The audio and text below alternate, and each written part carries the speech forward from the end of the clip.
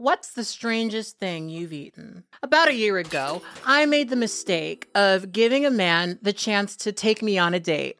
And on this date, he took me to a little Mexican bar in Silver Lake, where he invited me upstairs to try a delicacy of his own choosing. Now, I usually don't put strange things in my mouth on a first date, but I figured that I would give him the opportunity to surprise me. So he orders an appetizer, and it comes out on a little wooden plate, accompanied with a little glass of very strong liquor. And on this plate, there were various little crackers that were all multicolored and had a very unique texture. I often consider myself to be a pretty adventurous eater. I mean, I love pho. And so I thought I would be a good sport and just try it. And as I chewed on this very strangely textured cracker and slowly but surely drank my little stone glass of liqueur, I asked him what exactly I had just put in my mouth.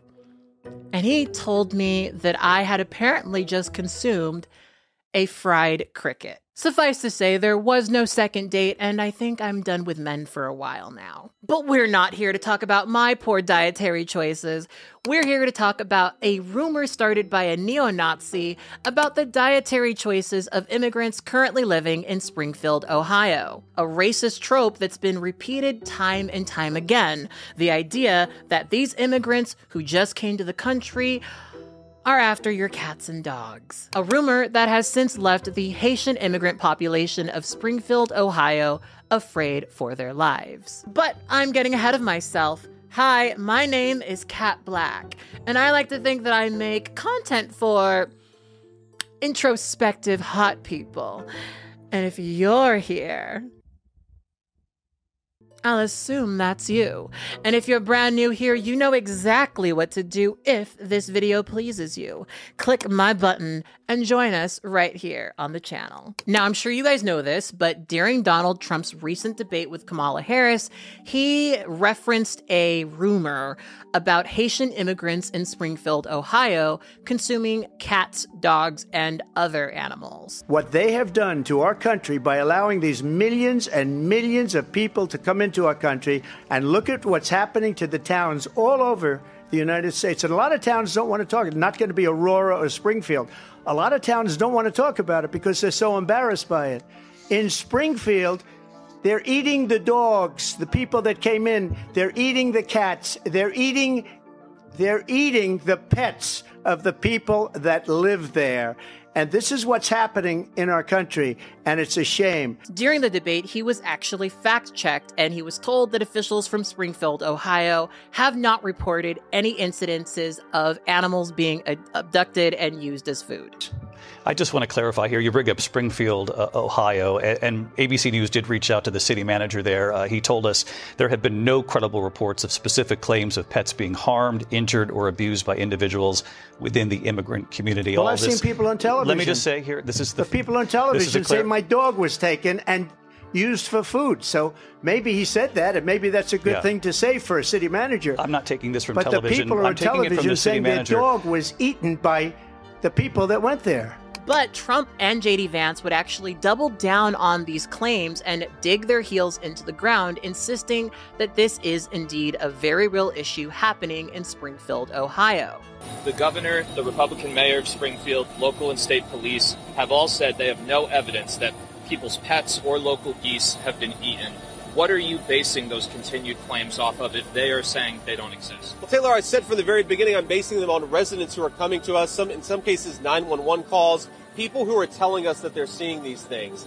And again, between the American media or between residents who are telling me through firsthand accounts of what they're seeing, I'm going to listen to the residents. Now, of course, the residents could be lying to me, but I've seen no evidence that they're lying to me. So I choose to continue to try to believe them, to try to talk to them, and to try to hear their concerns. And again, if you look at all the things the residents are telling me, they're giving 12 different examples of problems that have happened in Springfield because of an influx of 20,000 migrants. Now, part of the reason why I wanted to make this video is because years ago, I made a video called The Rebranding of White Nationalism.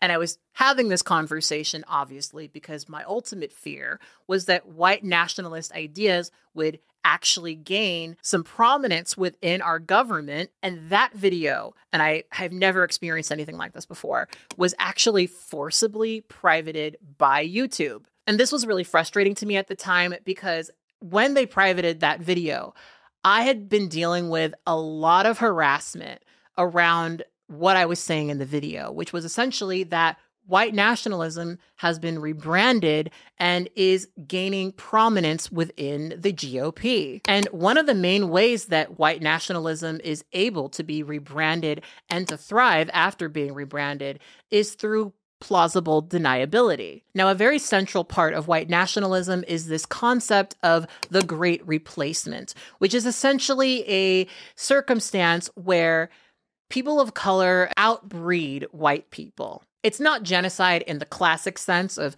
people came together and killed all the white people. It is actually just the idea of especially immigrants coming into this country, maybe even having children with white women or white men, and slowly but surely getting rid of the white race as we know it. The Great Replacement theory is often referenced by Trump supporters like Elon Musk, who speaks pretty openly about the low birth rate and the fact that we need to be having more white children. And the thing about it is that some of the things that white nationalists reference do touch things that are very much real. The world is indeed experiencing low birth rates. And in America, this is especially noticeable amongst white people. It is a little bit more common outside of America for people to have large families. So the way that a lot of white nationalist tropes are rebranded and then clinged onto is by referencing something that may be partially true. And they take those little slithers of truth to then argue that other more extreme things are true.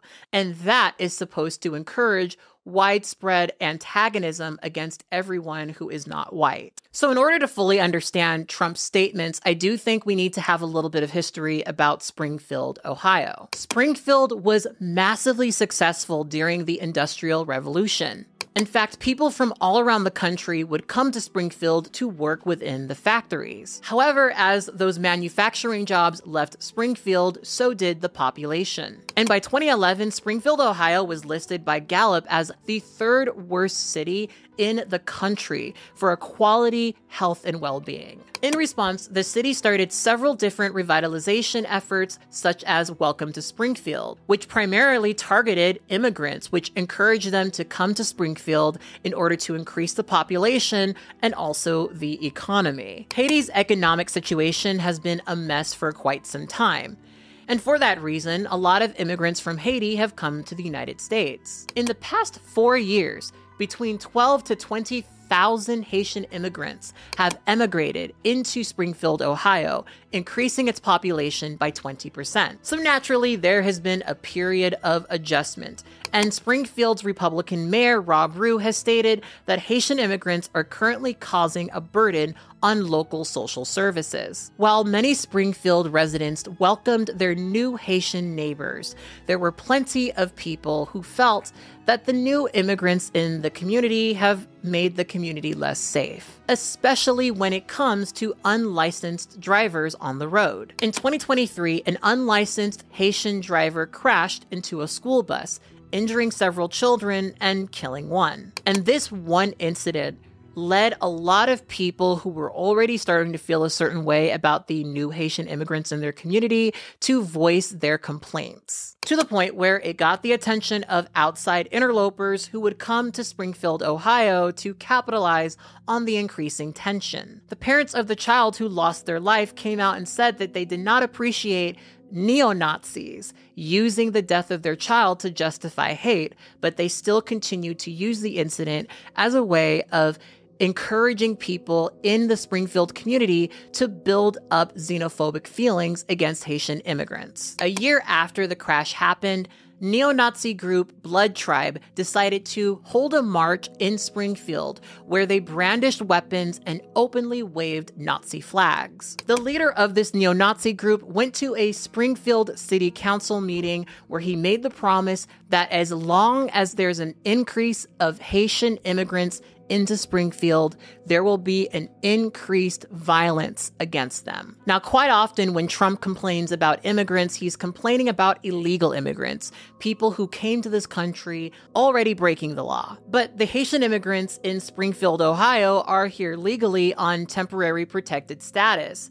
a status that allows them the ability to work, especially because, tale as old as time, Haitian immigrants are taking jobs that Americans do not want. These Haitian immigrants only came to this community because there were jobs there for them. But anyway, because they can't pretend that the issue is legality, because spoiler alert, it's not about that at all, but we'll get to that later, they have to fabricate these stories about immigrants eating cats and dogs, one of the most outdated tropes that has been used against multiple immigrant groups. But let's talk about how this rumor actually spread. Around the same time Blood Tribe was making their march through Springfield, there was a Facebook group called Springfield, Ohio Crime and Information. There was a post made by 4-year Springfield resident Erica Lee, who claimed that her neighbor had her cat abducted by Haitians who were apparently stringing the cat up on a tree to eat it the way that they would consume a deer.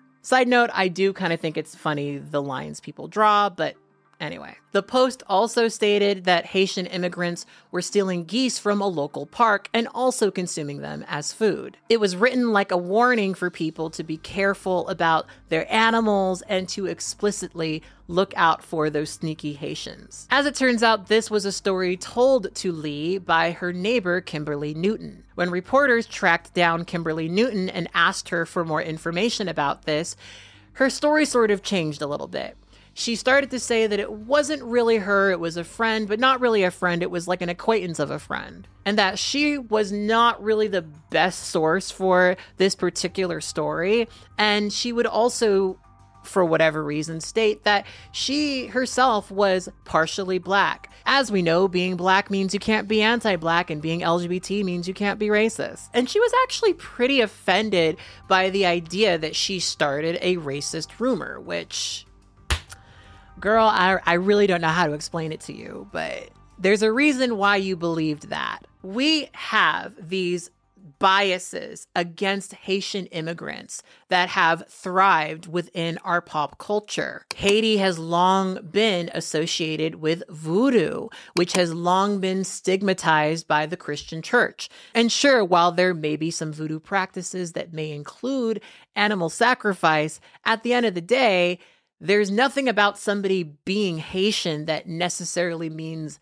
they practice voodoo. And again, despite the fact that the mayor of Springfield has come out and stated that there have not been any reports of animals being abducted by Haitians who are then consuming them, Donald Trump and J.D. Vance would dig their heels into the ground and insist that this was a true story. And some supporters of Trump have taken to posting evidence online that has been easily debunked. While Facebook is definitely pretty guilty of helping to spread this rumor, X may actually be worse. An account predictably called End Wokeness posted a picture of a Black man holding several dead geese in his hands. And they made the argument that this was a photo of a Haitian immigrant in Springfield, Ohio. However, internet sleuths would discover that the picture was actually first posted to a Columbus, Ohio subreddit, and Columbus, Ohio is nowhere near Springfield. And when you look at this picture, you may be able to tell that he's Black, but you can't tell that he's a Haitian immigrant. The man who originally took the photo shared that he really regrets taking this picture. Apparently, he had just seen this man from afar and took a photo because he thought it was interesting and then posted it onto a subreddit for that reason. And it would later come out that this was actually a photo of a man working for the Ohio Division of Wildlife who was clearing these geese off of the road after they'd been hit by a car in Columbus, Ohio. And ultimately, J.D. Vance would essentially suggest that he was indeed making up these rumors in order to draw attention to what he sees as the immigrant crisis in his state. Just once and for all, you again started this in part by saying that, at which Donald Trump repeated on the debate stage, that, and he didn't say anything about the policies that you're talking about. He just said Haitians are eating dogs and cats. Can you affirmatively say now that that is a rumor that has no basis with evidence? Dana, the evidence is the firsthand account of my constituents who are telling me that this happened. And by the way, I've been trying to talk about the problems in Springfield for months, and the American media ignored it. There was a congressional hearing just last week of angel moms who lost children because Kamala Harris let criminal migrants into this country who then murdered their children. The American media totally ignored this stuff until Donald Trump and I started talking about cat memes. If I have to, but it wasn't just a meme, create stories so that the American media actually pays attention to the suffering of the American people, then that's what I'm going to do, Dana, because you guys are completely letting Kamala Harris coast. After the debate, Donald Trump would post a 911 phone call that somebody made to the Springfield police to report 4 Haitian immigrants apparently carrying ducks and putting said ducks into a gray Toyota Tacoma. Clark County Communications. Yes, ma'am. I got a question. This is a non-emergency line, correct? Yes, it is. Okay. I'm sitting here. I'm riding on the trail going to my orientation for my job today, and I see a group of Haitian people. There was about 4 of them. They all had geese in their hand. They got away. I couldn't make out the first 3 of the license plate, but I got the numbers. And despite the fact that this report included a partial license plate number, they were never actually able to track down these 4 Haitian men who were apparently stealing geese from the park. There are no actual reports of Haitian immigrants consuming geese, but what about dogs and cats? Child sex advocate Ian Miles Chong posted body cam footage of a Black woman named Alexis Farrell who was arrested for consuming a cat. Apparently, Farrell's cousin had seen her on a live stream and decided to call the police when she was very clearly on drugs and acting very erratic. When the police arrived, they discovered her feet covered in blood because she had actually used her feet to kill the cat before consuming it. It's pretty clear that a combination of mental health issues and drugs led to her acting the way that she did. But it is very worth mentioning that Alexis Farrell is not a Haitian immigrant, just a Black woman. And that conflation is indeed intentional because, spoiler alert, it's not actually about Haitian immigrants. While it is very true that the increase of Haitian immigrants in Springfield has perhaps caused some issues and has indeed created certain strain on certain services, it is not true and has not been proven that Haitians are abducting cats and dogs in order to consume them. But that doesn't actually matter because Haitian immigrants are just a stand-in for people of color, Black people specifically. This rhetoric was created to encourage the local residents of Springfield to be violent towards anybody that they think might be Haitian, which of course is going to include everybody Black. And there's a reason why Trump is spreading this same exact claims that neo-Nazis have been making. That's because ultimately their goals are the same. Stochastic terrorism is a type of political violence instigated by a hostile public rhetoric that is aimed at an individual or a group. And it's often accompanied by a use of very vague language that gives the person inciting the violence the ability to be plausibly denied. Since Trump's statements, Haitian immigrants have been living in fear for their lives. Haitian parents have been keeping their children at home in order to protect them from bullying at school. And since his statements, the community has received over 33 bomb threats. And this was always the intended impact of those comments, whether they came from his heart, whether they were passed down to him by his running mate, J.D. Vance, or whether he got the talking points from his rumored bedmate, Laura Loomer. And both J.D. Vance and Laura Loomer have since made their feelings about Black people very clear. I want to shift to another topic. I've been talking to allies of former President Trump who are frankly outraged. They're alarmed that Donald Trump has been traveling with Laura Loomer. She is someone who says she supports white nationalism. She spread conspiracy theories, including that the September 11th attacks are an inside job. She recently said that Kamala Harris, whose mother was Indian, if she wins in November, quote, the White House will smell like curry. Senator, you are married to an Indian American woman. What was your reaction to hearing those comments specifically? Well, Kristen, I want to go back to what you said about Haitian migrants to begin with, because you didn't give me a chance to respond. Look, we don't blame the Haitian migrants for coming to Springfield. We blame Kamala Harris for opening the American southern border and inviting 20,000 people to get dropped in a small Ohio town. Now, you asked about Laura Loomer. Look, Laura Loomer is not affiliated with the Trump campaign. She said something about curry in the White House that I first read about this morning, actually, because I knew that you would ask me about it. Look, Kristen, I make a mean chicken curry. I don't think that it's insulting for anybody to talk about their dietary preferences or what they want to do in the White House. I think what Laura said about Kamala Harris is not what we should be focused on. We should be focused on the policy and on the issues. And look, so yeah, do I agree with what Laura Loomer said about Kamala Harris? No, I don't. I also don't think that this is actually an issue of national import. Is Laura Loomer running for president? No. Kamala Harris is running for president. And whether you're eating curry at your dinner table or fried chicken, things have gotten more expensive thanks to her policies. Let's talk about the person running for president of the United States, not a social media personality who supports Donald Trump. You know, what I have kind of appreciated about this election cycle is that it seems like a lot of people just can't help but let their mask slip right now. And I think it is actually waking a lot of people up. A lot of people who might not have been alienated by all of the, I guess, subtle racism. It was never subtle to me, but I guess for other people, white people, I guess it took them longer to see. But now that they're being so much more blatant about it, I think it's waking some of those people who were not woke up.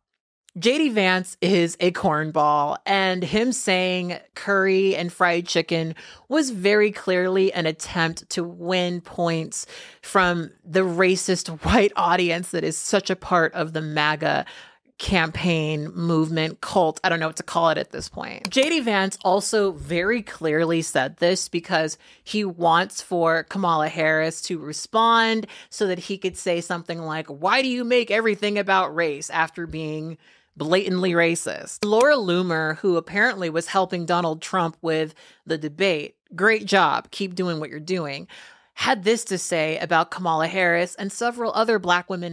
Independent Black woman, I don't need no man, and I'm gonna get Whitey.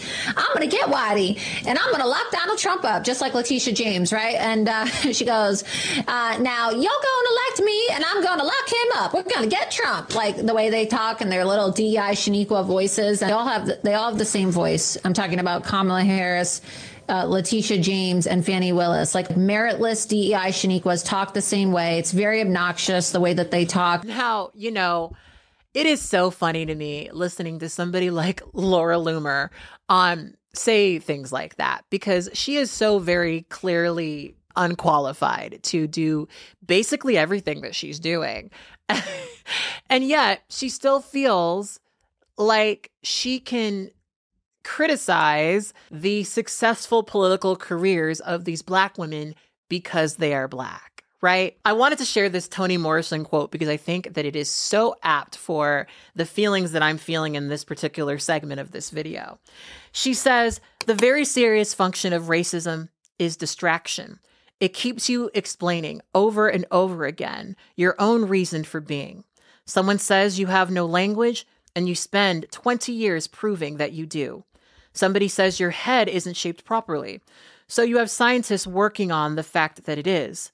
Someone says you have no art, so you dredge that up. Someone says you have no kingdoms, so you dredge that up. None of this is necessary.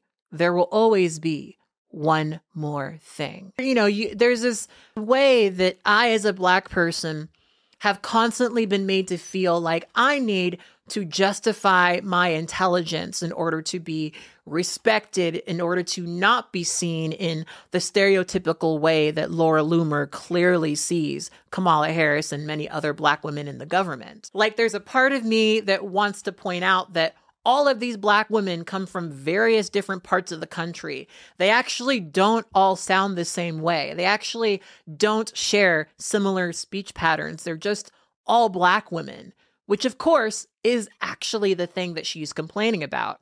DEI might as well just be the N-word at this point, right? These people are not upset that unqualified people or illegal immigrants are in the community with them. What they're actually upset with is that they have to share community with Black people. That's what this is all about, trying to alienate, trying to remove Black folks from these spaces, from the government, from any context where someone like Laura Loomer would have to, entertain the idea that she shares humanity with someone who is part of her species. I'm not really a fan of Kamala Harris. I'm just going to be transparent with you. I'm not, right? But to pretend that she isn't qualified, I think, is a stretch. And that's the reality of the way that these people engage and interact with Black people, right? There is not a version of a Black person that they will accept aside from the version that helps them get elected. Like slaves, these people have no problem with Black Republicans sacrificing their humanity so that they can use them for labor. Trump has demonstrably struggled to show that he has a large group of Black people who support him, but he will put Black people behind him at Trump rallies as a way of obfuscating the reality of his racism. And, I feel like ranting about this for a second because if you've followed me on here for a while, you know that when I first started talking about Donald Trump on here, I basically went out of my way to not say that Trump was a racist. And I did that because I knew that with plausible deniability and the way that this shit works, people were going to constantly argue that some of the things that he says, some of the things that he does are not actually racist. They're just XYZ, right? And the reality of this is that Trump has always been a racist. Trump has always been anti-Black. Trump may tokenize certain Black people around him, but tokenizing is a form of racism. And just because a Black person is, being complimented doesn't actually mean they care about the Black person. Right. See, the harsh reality of this is that Trump could not get elected without people of color, right? People of color are indeed a voting bloc. And if he specifically, exclusively targeted white people, he would not win. So having people of color in his campaigns, in his marches, in his meetings, at his events, right? All of this is just part of his attempt to get more votes from people who he is demonstrably not interested in serving. Trump very clearly sees people of color as pawns, and I think the recent Nikki Jam situation is just a great example of that. I don't know if you guys missed it, but Trump held a rally, and one of the performers at said rally was a musician called Nikki Jam, who Trump assumed was a woman, and he said this on stage. Gold medal winner, Latin music superstar, Nikki Jam. Do you know Nikki? She's hot. Where's Nikki? Where's Nikki? Thank you, Nikki. Great to be having you here. Now you have to get... Oh, look. Come here. I'm glad he came up. It's an honor to me. And, this just shows so much, right? He has no idea who Nikki Jam is, but he assumes that he's a woman, right? And that if he's a woman, he's hot, he's sexy, and that's important for him to say, right? And doesn't that show so much about not only, I guess, Trump's lack of dedication to his Puerto Rican voter base, but also the way that women within his campaign are really only viewed as sex objects that are supposed to encourage people to vote for Donald Trump. And not that that was a mystery. You can look at almost any MAGA-centric TV show and basically piece that together. You will mostly see Trump interacting with Black celebrities. You will not see him really do a lot of direct outreach specifically to Black voters, even the ones who are eager to vote for him. And on the subject of tokenizing, J.D. Vance's wife is Indian American. Do you condemn the Proud Boys, even if it's just 12, even if it's just one marching in Springfield? Dana, I condemn all white supremacists. I'm obviously not. I'm married to a non-white person. I don't like these people, but I think that we have to keep our focus not on 12 marchers going down the street, but on the fact that thousands of residents have had their lives destroyed by Kamala Harris's policy. And I know that there's a lot of people who don't understand this, but I felt the need to talk about this because this is something I think a lot of people don't get. I used to live in a predominantly white conservative area, and I got a lot of attention from white conservative men.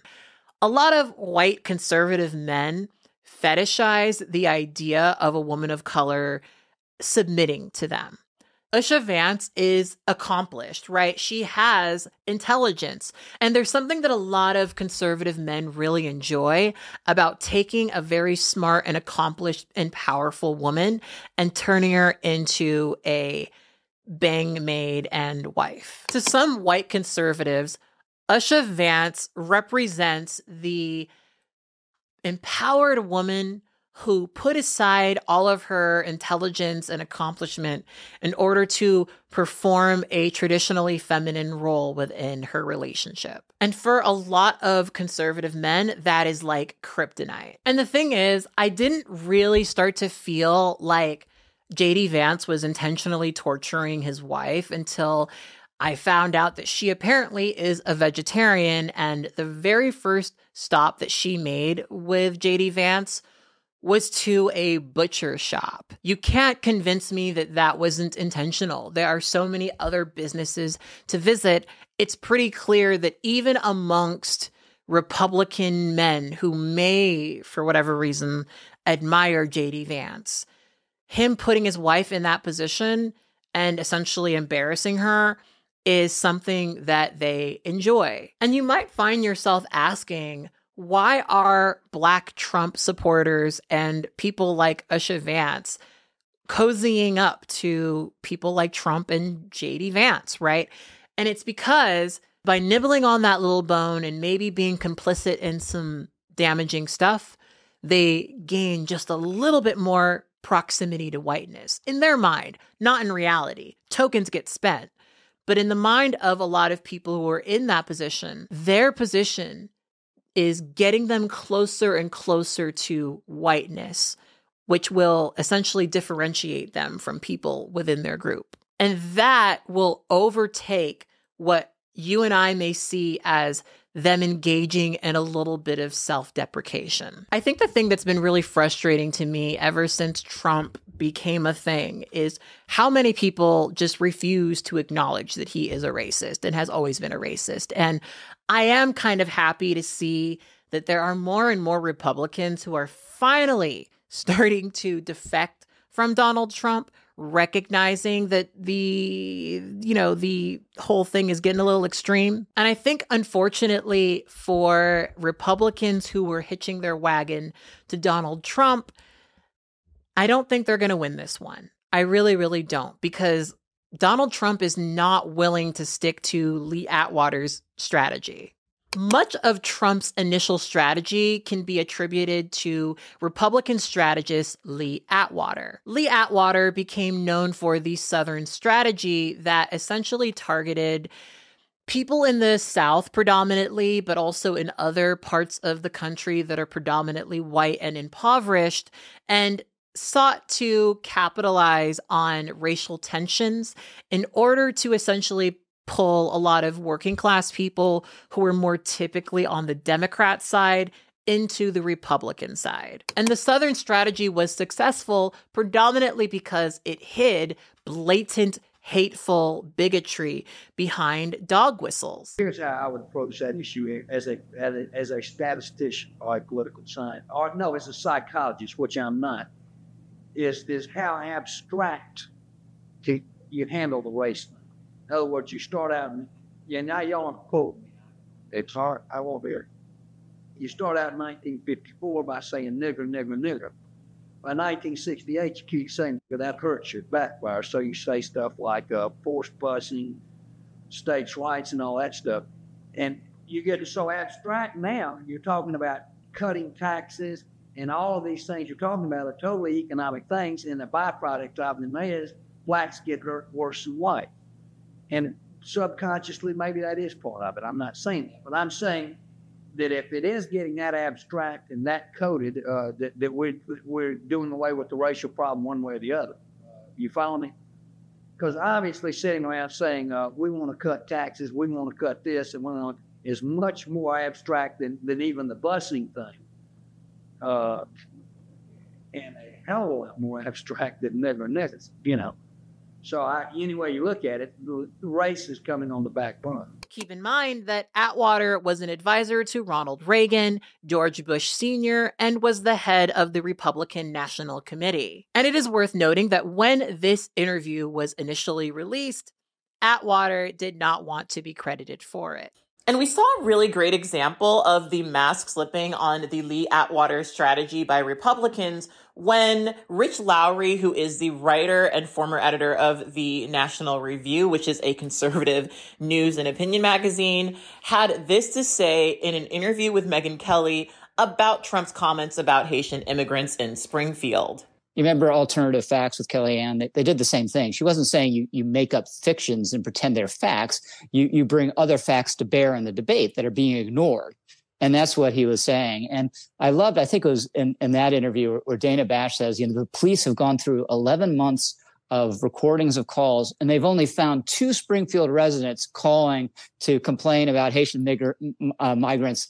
While he would go onto Twitter and say that what came out of his mouth was a combination of him mispronouncing the word migrant, it's pretty clear to me that this is a word that is on the back of his tongue, and people like Rich Lowry can no longer hide it anymore. I've watched a lot of videos on TikTok from Trump supporters who explain why they voted for Trump, why they were in that camp, and why they left. Because there are, believe it or not, a sizable amount of Trump supporters who are going to vote for Harris. Now, of course, that doesn't totally surprise me because a lot of Harris's policies are a little bit more right-leaning than left-leaning, but that's another video that I will not be making. Check out my TikTok where I talk a little bit about that on there.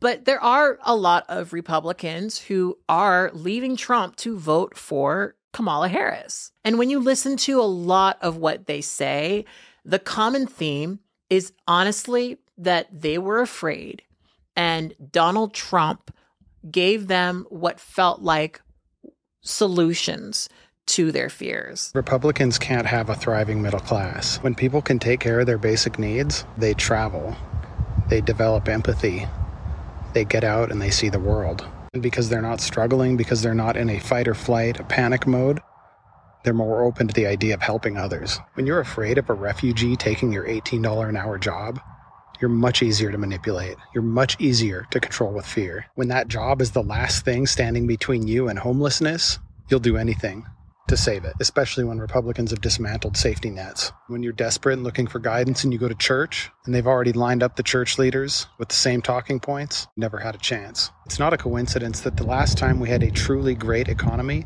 we also had a booming middle class. And it's also not a coincidence that at that same time, even our most conservative Republicans would be socialists by today's standards. Republican leaders need you uneducated, they need you poor, and they need you afraid so that they can manipulate you more easily. The last thing they can have is a well-funded, healthy, secure middle class who develops empathy and tolerance for even those who might look and act differently from us, because it would cause them to lose their precious culture war. And it is a tale as old as time. rich white men convincing poor white men that their biggest enemy is the black man next to them. And Haiti is a very potent country to target for many reasons, because, Haiti was the first colony to liberate itself from slavery.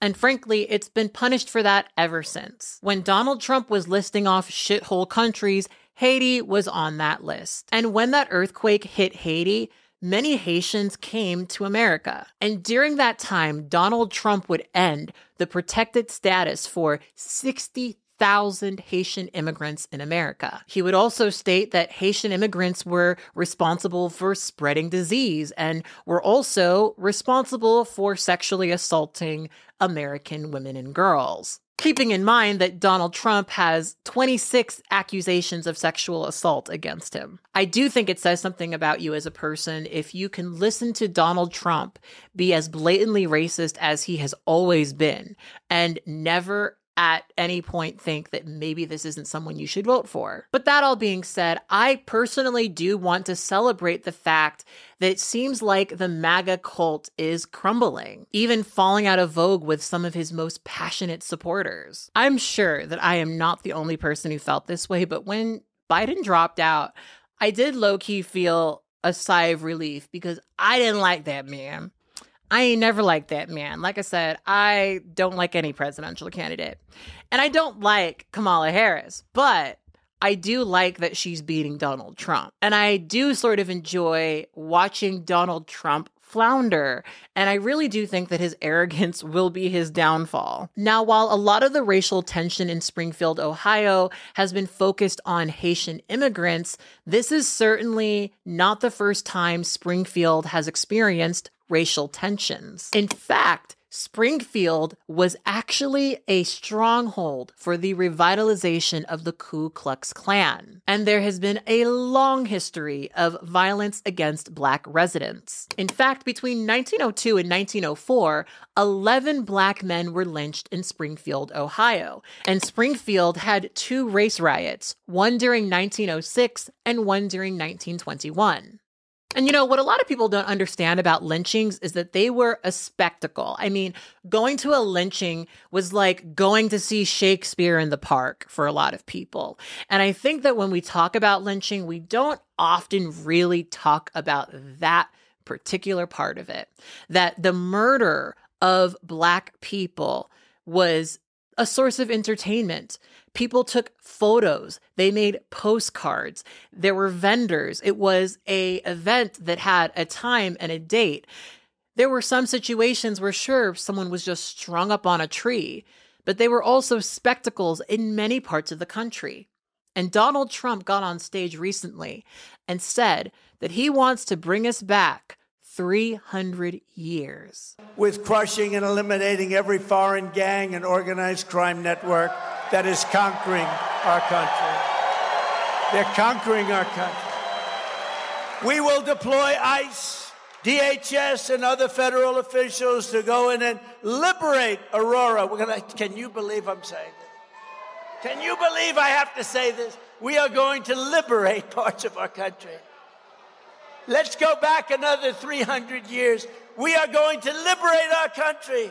Now, it's important to note as we talk about this that one of Trump's Project 2025 goals is to completely destroy the Department of Education, which would make history education, which they're now calling CRT, like the history of lynching in Springfield, Ohio, something that people didn't know about at all. And you can look back at the past of Springfield, Ohio, to see how the current racial tensions were able to take hold as much as they currently do. And of course, Trump is denying any involvement with Project 2025, but it's kind of hard to deny that when half of the people within Project 2025 are people that used to work for his campaign, and there's a foreword written for it by his current running mate. Trump's slogan for years has been "Make America Great Again," and he wants to bring America back to a time where apparently there were no immigrants, to this mythological, purely white America that frankly never existed. He's openly fantasizing about a time where he could feasibly own a Haitian slave. The West has resented Haiti for a very, very long time for being able to liberate itself from its white colonizers. But in truth, if Haiti truly is a shithole country, it's only that way because of America's constant interference. Let's talk about the U.S. invasion and occupation of Haiti. In the early 1800s, Haiti overthrew the French in the largest slave insurrection in history. In turn, the U.S. placed a trade embargo on Haiti, and France demanded Haiti pay an independence debt. Haiti also experienced instability throughout its history, much of which was due to unfair debt and foreign interference. Between 1911 and 1915, 7 Haitian presidents were assassinated or overthrown. During that turmoil and a growing fear of German influence in Haiti, National City Bank of New York seized Haiti's only commercial bank that also served as the state treasury.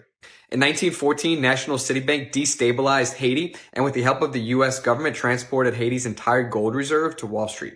In 1915, a revolt against this repressive Haitian president threatened U.S. profits, especially the sugar industry. When a rebel leader emerged as president, President Woodrow Wilson then ordered an official U.S. invasion of Haiti and installed this man as president without the consent of its citizens. The invasion ended with the Haitian-American Treaty of 1915, which created the Gendarmerie, a military force made up of U.S. Marines and Haitians. The treaty also gave the U.S. power to appoint officials, to veto decisions, and to control Haiti's economy. The U.S. then diverted 40% of Haiti's income to the U.S. Haitian rebels called Cacos immediately resisted this invasion. The U.S. violently suppressed them in the First Caco War. In 1917, Wilson drafted a new Haitian constitution to allow foreigners to buy land. When the Haitian legislature rejected this constitution, the U.S. dissolved the entire legislature, taking what little voice Haitians had left, and then implemented the new constitution. The U.S. immediately enacted martial law, introduced racist Jim Crow laws, abolished liberal arts education, persecuted voodoo, and implemented forced labor to build infrastructure, which resulted in the deaths of hundreds of thousands. These acts led to a second wave of resistance. Killing of civilians, lynchings, and torture were committed to suppress this revolt. Marines shot civilians for sport, and prisoners were routinely executed. The U.S. even used planes to bomb villages. In 1929, U.S. Marines fired upon people peacefully protesting in Lakai, resulting in over a dozen civilian deaths and causing international outrage. Under FDR, the U.S. ended the occupation and the last Marines left in 1934, but the U.S. still acquired roughly 20% of Haiti's annual revenue and controlled their economy until 1947. Haiti's loans were just forgiven after the devastating 2010 earthquake, and Citibank still hasn't returned the millions worth of gold.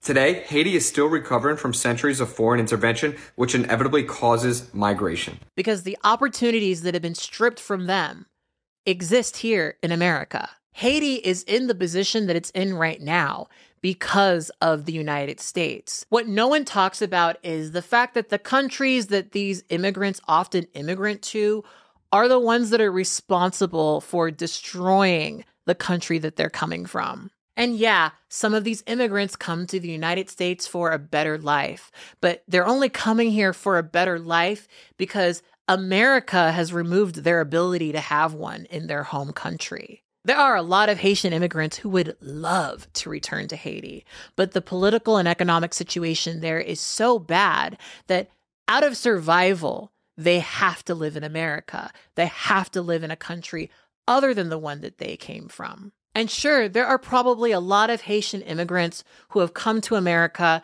and fully want to stay in America.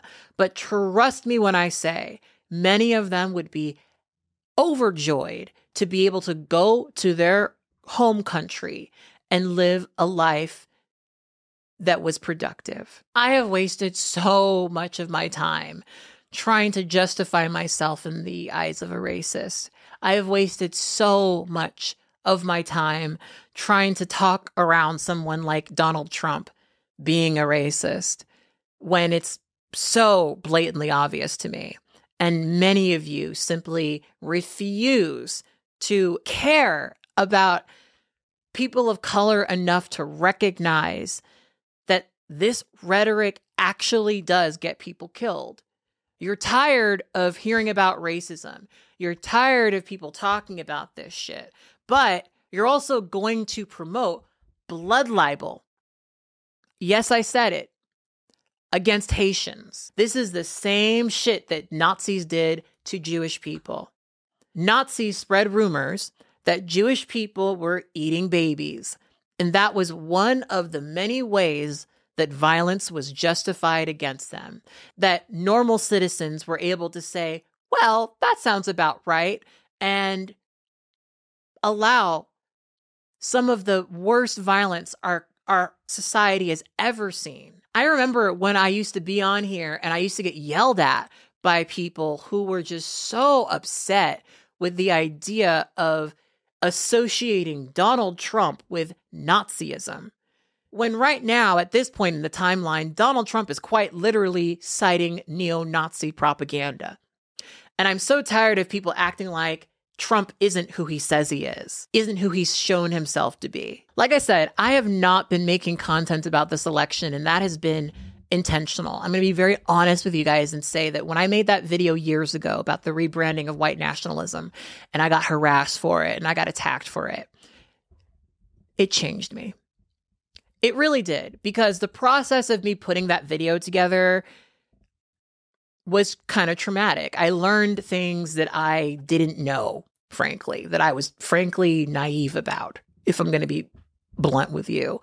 And to try to point this out to people at the time and get dogpiled for it and have so many people say that I was crazy, making shit up and pulling the race card and yada, yada, yada, blah, blah, blah. It discouraged me from feeling like I need to put a lot of my energy into creating this political content.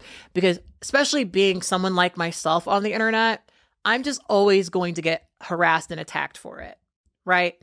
And I did have to weigh at a certain point whether or not the flavor of harassment I wanted was Nazism. So I backed away from these topics, and I backed away from it very intentionally because I wanted to protect my own peace. And frankly, I've been online for a very long time. You can pretty much figure out how I feel about Donald Trump. But honestly, I am looking forward to him fading out of our news cycle. I am so sick and tired of talking about this man. And I know that Republicans are getting tired of talking about this man. And I hope, even as a person who's not crazy about Kamala Harris, that she gets elected and that Donald Trump fades, really, really fades into obscurity. And I hope this is the very last time I utter his name on my channel. So on that note, I think I will leave you guys with this. Let me know how you guys felt about all of this, especially if you are a Haitian person. I would love to hear what your perspective on this is. I think we don't spend enough time speaking specifically about phobia, especially against Haitians, because Haitians really do represent a lot of different things in these conversations. And internationally, there's almost like this unification of people across the world who all feel a certain way about Haiti. And it's impossible for me not to think about the fact that that really does relate to the fact that Black folks violently liberated themselves from slavery, and that some people are really, really afraid of that. And they're really, really, really afraid of that happening in other places.